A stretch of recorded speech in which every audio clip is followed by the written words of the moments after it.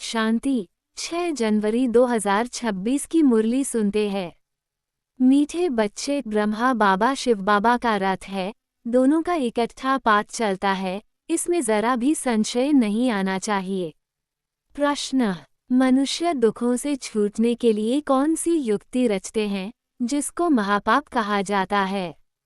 उत्तर: मनुष्य जब दुखी होते हैं तो स्वयं को मारने के, खत्म करने के अनेक उपाय रचते हैं।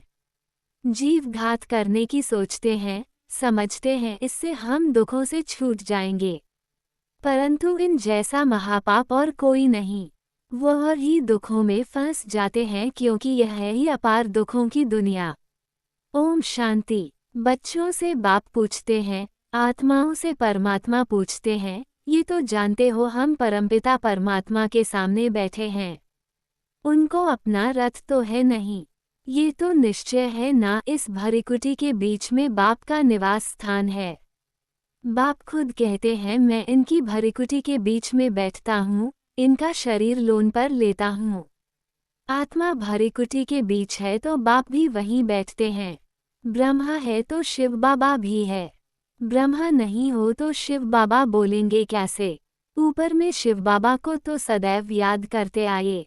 अब तुम बच्चों को पता है हम बाप के पास यहाँ बैठे हैं। ऐसे नहीं कि शिव बाबा ऊपर में है, उनकी प्रतिमा यहाँ पूजी जाती है। यह बातें बहुत समझने की हैं। तुम तो जानते हो बाप ज्ञान का सागर है। ज्ञान कहाँ से सुनाते हैं? क्या ऊपर से सुनाते हैं? यहाँ नीचे आया है। ब्रह्मा तन से सुनाते हैं। कई कहते हैं हम ब्रह्मा को नहीं मानते, परंतु शिव बाबा खुद कहते हैं ब्रह्मा तन द्वारा कि मुझे याद करो। ये समझ की बात है ना? लेकिन माया बड़ी जबरदस्त है, एकदम मुंह फिराकर पिछाड़ी कर देती है। अब तुम्हारा कांध शिव बाबा ने सामने किया है, सम्मुख बैठे हो, फिर जो ऐसे समझते हैं ब्रह्मा तो कुछ नहीं, उनकी क्या गति होगी? दुर्गति को पा लेते हैं। कुछ भी ज्ञान नहीं। मनुष्य पुकारते भी हैं वो गॉड फादर, फिर वह गॉड फादर सुनता है क्या? उनको कहते हैं ना लिबरेटर आओ, या वहाँ बैठे लिबरेट करेंगे। कल्प कल्प पुरुषोत्तम संगमयुग पर ही बाप आते हैं, जिसमें आते हैं उनको ही अगर उड़ा दे तो क्या कहेंगे? नंबर 1 तमो प्रधान। निश्चय होते हुए भी माया एकदम मुंह फेर देती है। इतना उसमें बल है जो एकदम वथ नाटे पेनी बना देती है।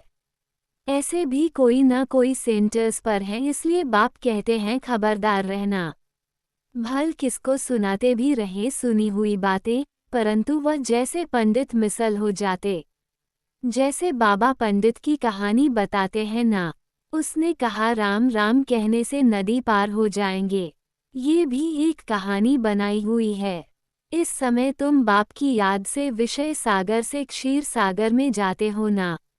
उन्होंने भक्ति मार्ग में ढेर कथाएं बना दी हैं। ऐसी बातें तो होती नहीं, यह एक कहानी बनी हुई है।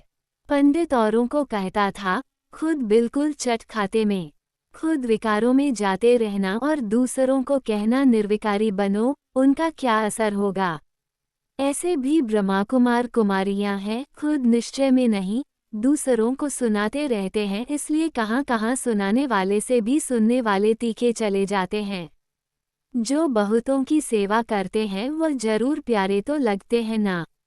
पंडित झूठा निकल पड़े तो उनको कौन प्यार करेंगे? फिर प्यार उन पर चला जाएगा जो प्रैक्टिकल में याद करते हैं। अच्छे अच्छे महारथियों को भी माया हप कर लेती है। बहुत हप हो गए। बाबा भी समझाते हैं अभी कर्मातीत अवस्था नहीं हुई है। एक तरफ लड़ाई होगी, दूसरे तरफ कर्मातीत अवस्था होगी।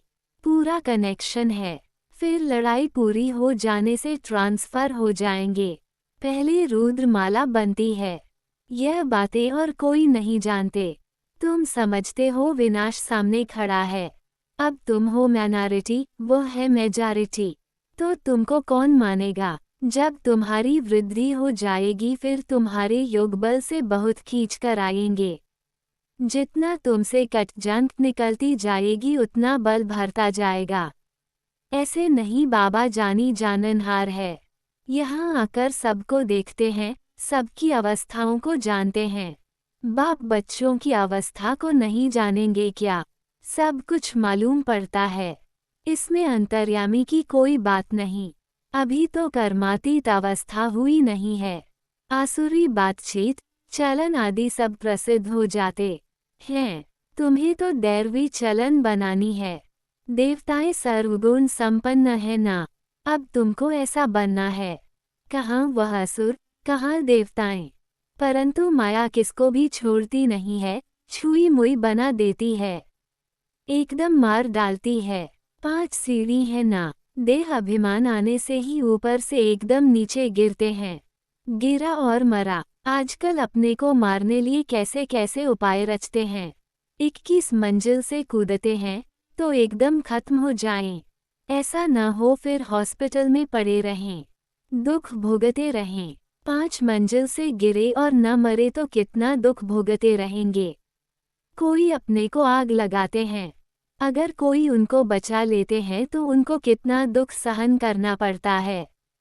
जल जाए तो आत्मा तो भाग जाएगी ना, इसलिए जीवघात करते हैं, शरीर को खत्म कर देते हैं। समझते हैं शरीर छोड़ने से दुखों से छूट जाएंगे, परंतु ये भी महापाप है और भी अधिक दुख भोगने पड़ते हैं, क्योंकि यह है ही अपार दुखों की दुनिया, वहाँ है अपार सुख। तुम बच्चे समझते हो अभी हम रिटर्न होते हैं, दुखधाम से सुखधाम में जाते हैं। अब बाप जो सुखधाम का मालिक बनाते हैं उनको याद करना है। इन द्वारा बाप समझाते हैं, चित्र भी है ना, ब्रह्मा द्वारा स्वर्ग की स्थापना। तुम कहते हो बाबा हम अनेक बार आपसे स्वर्ग का वर्षा लेने आए हैं। बाप भी संगम पर ही आते हैं जबकि दुनिया को बदलना है। तो बाप कहते हैं मैं आया हूँ तुम बच्चों को दुख से छुड़ाकर सुख की पावन दुनिया में ले जाने। बुलाते भी हैं, हे पतित पावन। ये थोड़े ही समझते हैं कि हम महाकाल को बुलाते हैं कि हमको इस छी दुनिया से घर ले चलो। जरूर बाबा आएगा, हम मरेंगे तब तो पीस होगी ना। शांति शांति करते रहते हैं। शांति तो है परमधाम में, परंतु इस दुनिया में शांति कैसे हो जब तक इतने ढेर मनुष्य हैं। सतयुग में सुख शांति थी, अभी कलयुग में अनेक धर्म हैं। वो जब खत्म हो तब एक धर्म की स्थापना हो, तब तो सुख शांति हो ना। हाहाकार के बाद ही फिर जय जयकार होगी। आगे चल देखना मौत का बाजार कितना गर्म होता है। विनाश जरूर होना है। एक धर्म की स्थापना बाप आकर कराते हैं, राजयोग भी सिखाते हैं, बाकी सब अनेक धर्म खलास हो जाएंगे। गीता में कुछ दिखाया नहीं है। 5 पांडव और कुत्ता हिमालय पर गल गए, फिर रिजल्ट क्या? प्रलय दिखा दी है। जलमयी भल होती है परंतु सारी दुनिया जलमयी हो नहीं सकती। भारत तो अविनाशी पवित्र खंड है, उसमें भी आबू सबसे पवित्र तीर्थ स्थान है, जहाँ बाप आकर तुम बच्चों के द्वारा सर्व की सद्गति करते हैं। दिलवाला मंदिर में कितना अच्छा यादगार है, कितना अर्थ सहित है, परंतु जिन्होंने बनाया है वह नहीं जानते हैं। फिर भी अच्छे समझूं तो थे ना। द्वापर में जरूर अच्छे समझदार होंगे, कलयुग में होते हैं तमो प्रधान। द्वापर में फिर भी तमो बुद्धि होंगे। सब मंदिरों से यह ऊंच है जहाँ तुम बैठे हो। अभी तुम देखते रहेंगे विनाश में होलसेल मौत होगा, होलसेल महाभारी लड़ाई लगेगी, सब खत्म हो जाएंगे, बाकी एक खंड रहेगा। भारत बहुत छोटा होगा, बाकी सब खलास हो जाएंगे। स्वर्ग कितना छोटा होगा, अभी यह ज्ञान तुम्हारी बुद्धि में है, कोई को समझाने में भी देरी लगती है। ये है पुरुषोत्तम संगम युग। यहाँ कितने ढेर मनुष्य हैं और वहाँ कितने थोड़े मनुष्य होंगे, ये सब खत्म हो जाएंगे। वर्ल्ड की हिस्ट्री ज्योग्राफी रिपीट होगी शुरू से, जरूर स्वर्ग से रिपीट करेंगे, पिछड़ी में तो नहीं आएंगे। ये ड्रामा का चक्र अनादि है जो फिरता ही रहता है। इस तरफ कलियुग, उस तरफ है सतयुग, हम संगम पर हैं, ये भी तुम समझते हो। बाप आते हैं, बाप को रथ तो जरूर चाहिए ना, तो बाप समझाते हैं, अभी तुम घर जाते हो, फिर ये लक्ष्मी नारायण बनना है तो दैवी गुण भी धारण करने चाहिए। ये भी तुम बच्चों को समझाया जाता है। रावण राज्य और राम राज्य किसको कहा जाता है? पतित से पावन, फिर पावन से पतित कैसे बनते हैं? ये खेल का राज बाप बैठ समझाते हैं। बाप नॉलेजफुल बीजरूप है ना, चैतन्य है, वही आकर समझाते हैं। बाप ही कहेंगे सारे कल्प वृक्ष का राज समझा, इनमें क्या क्या होता है, तुमने इसमें कितना पाठ बजाया है। आधा कल्प है दैवी स्वराज्य, आधा कल्प है आसुरी राज्य। अच्छे अच्छे जो बच्चे हैं उन्हों को बुद्धि में नॉलेज रहती है। बाप आप समान बनाते हैं ना। टीचर्स में भी नंबरवार होते हैं, कई तो टीचर होकर भी फिर बिगड़ पड़ते हैं। बहुतों को सिखाकर फिर खुद खत्म हो गए। छोटे छोटे बच्चों में भिन्न भिन्न संस्कार वाले होते हैं। कोई तो देखो नंबर 1 शैतान, कोई फिर परिस्तान में जाने लायक।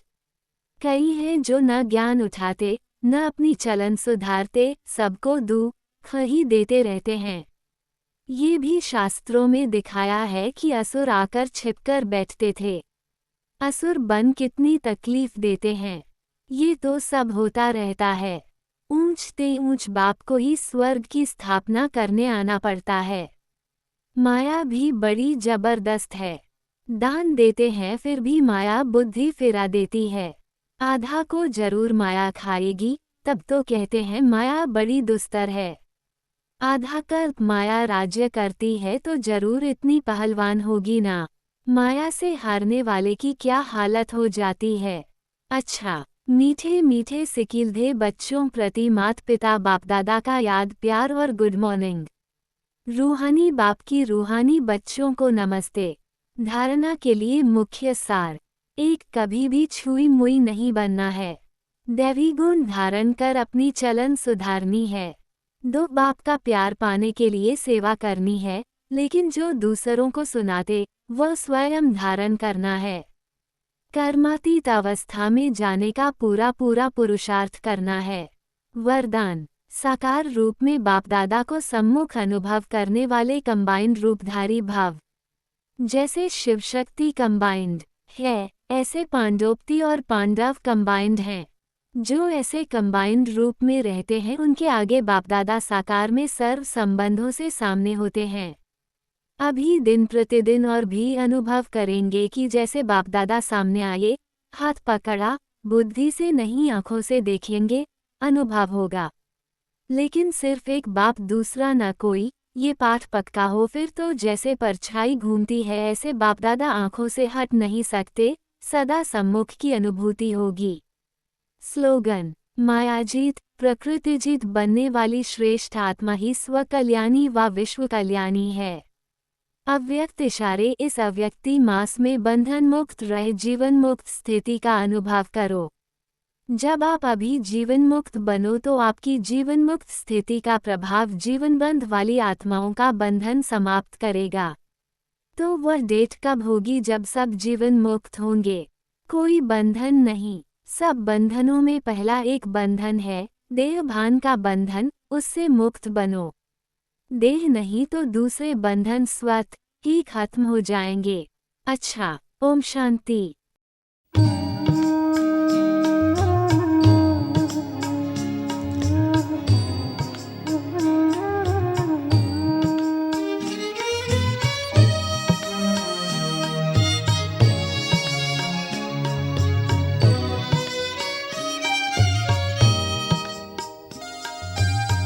कहाँ मिलेगा बाबा ऐसा सतयुग में तेरा प्यार हो, सतयुग में तेरा प्यार।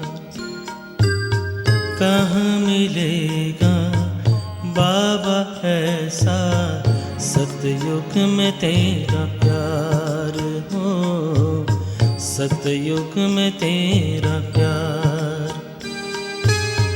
भले ही रोके महलों में होंगे, भले ही रोके महलों में होंगे, सुख के अति भरमार हो।